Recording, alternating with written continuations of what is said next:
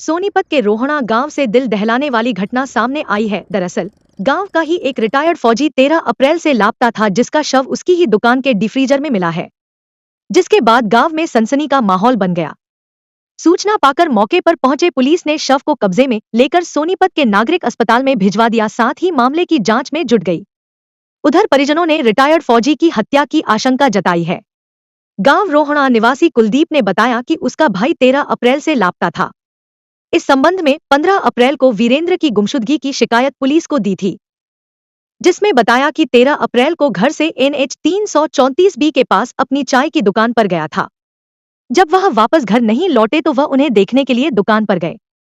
वहां पहुंचने पर दुकान बंद मिली थी, जिसके बाद उन्होंने आसपास कई जगह तलाश की थी।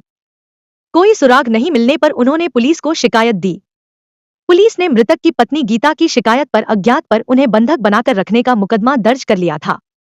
मंगलवार रात को मैं अपने भतीजे के साथ दुकान पर खड़ी बाइक लेने गया तो उसे एहसास हुआ कि डीप फ्रीजर से बदबू आ रही थी। जब डिफ्रीजर खोला तो होश उड़ गए। फ्रीजर के अंदर वीरेंद्र का शव पड़ा था। परिजनों ने इसकी सूचना पुलिस को दी।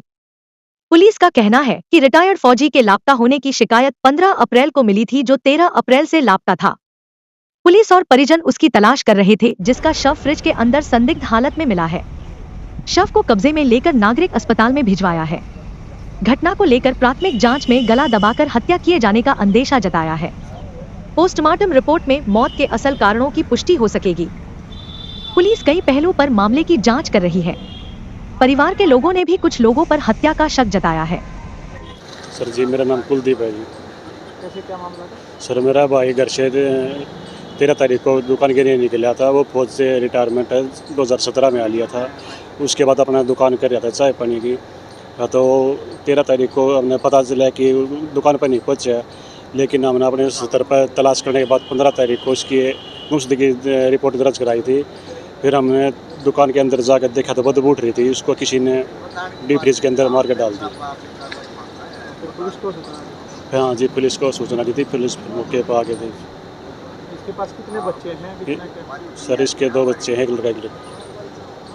हाँ जी, वीरेंद्र फौजी था जी। वो चाय की दुकान कर रहा था 304 मंडी के पास, गांव रोना से आगे हसन की तरफ है। उसमें 13 तारीख ने उनके घरवाली ने मिसिंग की दरखास्त दी थी, जो मिसिंग हो गया था। 13 तारीख ने मिसिंग हुआ था, 15 तारीख ने उसकी घरवाली ने दरखास्त दी थी। पर्चा दर्ज कर दिया था। 346 का तलाश जारी थी। और कल हमने रात को पता चला, बताया कि उसी की दुकान में डीप फ्रीज में उसकी डेड बॉडी संदिग्ध हालात में पड़ी है। जो मौके पर हमने पहुंचे थे पुलिस, और 302 का पर्चा दर्ज कर दिया है। आगे की कार्रवाई जारी है। पोस्टमार्टम अभी कराएंगे। और पोस्टमार्टम में जैसे चोट का निशान कोई भी पाओगा तो आगे की जैसी कार्रवाई होगी वैसे हम लोग बताएंगे। इसमें एक रिटायर्ड फौजी की डेड बॉडी मिली है, क्या मामला है? मृतक कौन था और क्या कार्रवाई पुलिस? हाँ जी, वीरेंद्र फौजी था जी। वो चाय की दुकान कर रहा था 304 मंडी के पास, गांव रोना से आगे हसन की तरफ है। उसमें 13 तारीख ने उनके घरवाली ने मिसिंग की दरखास्त दी थी, जो मिसिंग हो गया था। 13 तारीख ने मिसिंग हुआ था, 15 तारीख ने उसकी घरवाली ने दरखास्त दी थी। पर्चा दर्ज कर दिया था। 346 का तलाश जारी थी। और कल हमने रात को पता चला, बताया कि उसी की दुकान में डीप फ्रीज में उसकी डेड बॉडी संदिग्ध हालात में पड़ी है। जो मौके पर हमने पहुंचे थे पुलिस, और 302 का पर्चा दर्ज कर दिया है।